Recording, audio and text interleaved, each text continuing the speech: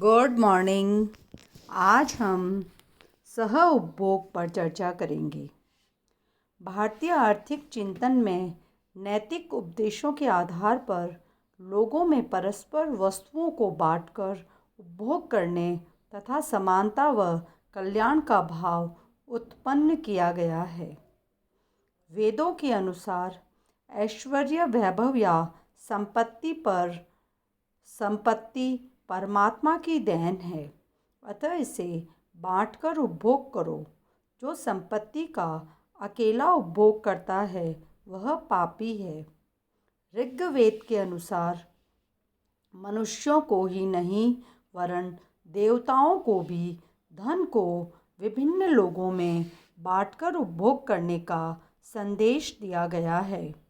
भारतीय चिंतन में उपार्जित धन का मात्र पंचमाशा अर्थात पांचवा हिस्सा स्व उपभोग के लिए रखकर शेष स्वजन, धर्मार्थ, यज्ञ इत्यादि इत्यादि में खर्च करने की बात कही गई है।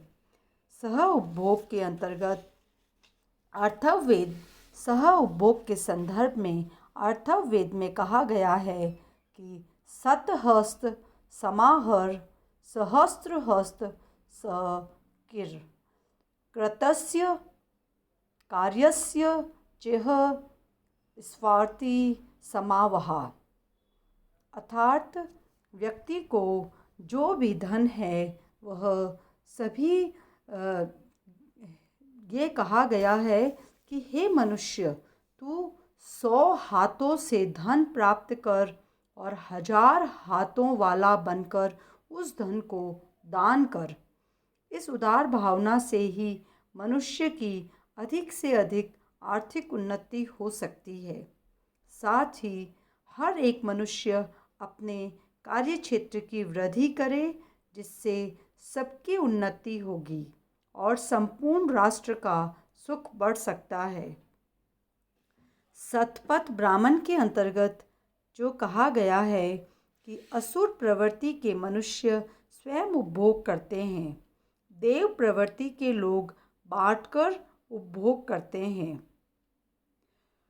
और महात्मा विदुर ने कहा है कि जो अपने द्वारा भरण पोषण के योग्य व्यक्तियों को बांटे बिना अकेले ही उत्तम भोजन करता है और वस्त्र पहनता है, उससे बढ़कर क्रूर और कौन होगा।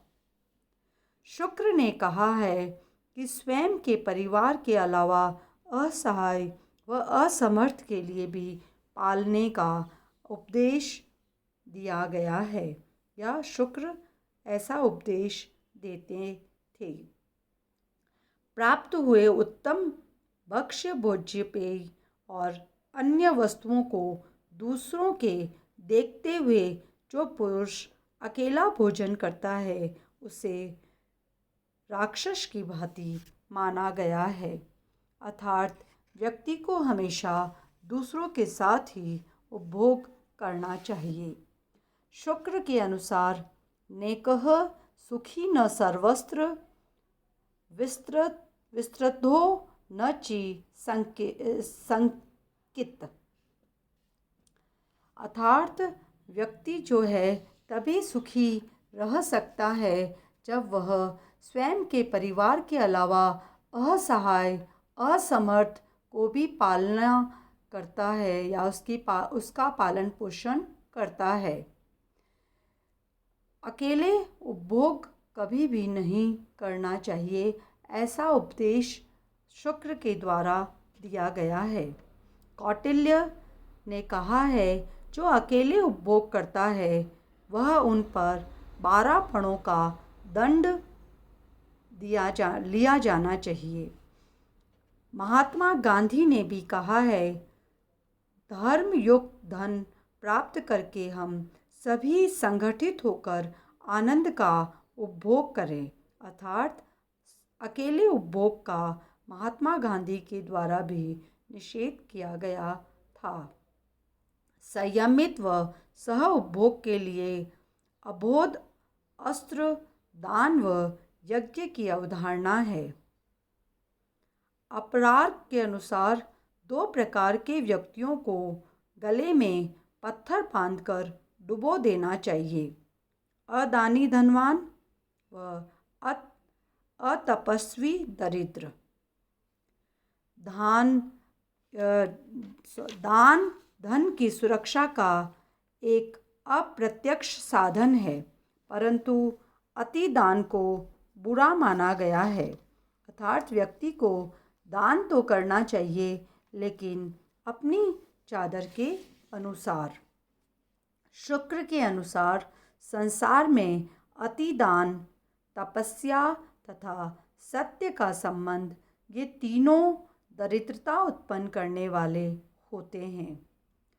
यज्ञ को सर्वश्रेष्ठ कर्म व कृपणता को पाप माना गया है। अन्न से प्राणियों के शरीर, वृष्टि से अन्न और यज्ञ से वृष्टि होती है। यज्ञ धन का त्यागपूर्ण वितरण तथा अर्थव्यवस्था में समग्र मांग को बढ़ाने का प्रमुख साधन है। धन का उपयोग किस प्रकार से किया जाना चाहिए? इसमें पहला है दान देना, दूसरा है कर्म के लिए धन का त्याग, तीसरा कर्मोपयोग के लिए इसका व्यय, चौथा है संकट निवारण के लिए इसका उपयोग। इसके अलावा आवश्यकताओं पर भी धन खर्च किया जाना चाहिए। धन या संपत्ति का अर्जन केवल गृहस्थाश्रम में ही उचित माना गया है। उपभोग मुख्य रूप से सामाजिक व्यवस्था के अनुसार 4 वर्णों तथा 4 आश्रमों पर निर्भर माना गया है। ये 4 वर्ण कौन से हैं और 4 आश्रम कौन से हैं, यह आपको विदित होना चाहिए। 4 वर्ण हैं ब्राह्मण, क्षत्रिय, वैश्य और शूद्र, और 4 आश्रम हैं वानप्रस्थ, ब्रह्मचर्य आश्रम, गृहस्थ आश्रम, वानप्रस्थ आश्रम और संन्यास आश्रम। उपभोग की आचार संहिता के संदर्भ में भी यहाँ बात कर लेना उचित होगा। न्यायोचित उपभोग से प्राप्त धन का ही उपभोग किया जाना चाहिए। अकेले सुख उपभोग का निषेध किया गया है। संयमित उपभोग स्वास्थ्यवर्धक माना गया है। उपभोग में नैतिकता को महत्व दिया गया है। अति उपभोग का निषेध किया गया है। कर्जाधारित उपभोग का भी निषेध किया गया है। भारतीय आर्थिक चिंतन दीर्घकाल तक धन संपन्न होकर विभिन्न भोगों को भोगते रहने का समर्थन करता है। अतः निष्कर्ष रूप से हम यह कह सकते हैं कि सह उपभोग की अवधारणा भारतीय आर्थिक चिंतन के अंतर्गत बहुत महत्व रखती है, और इस सह उपभोग के अंतर्गत नैतिकता और धर्म को अति महत्व दिया गया है।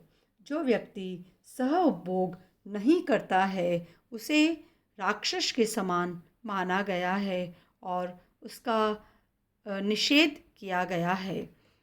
अर्थात सह उपभोग प्राचीन भारतीय आर्थिक चिंतन में बहुत महत्व रखता है। धन्यवाद।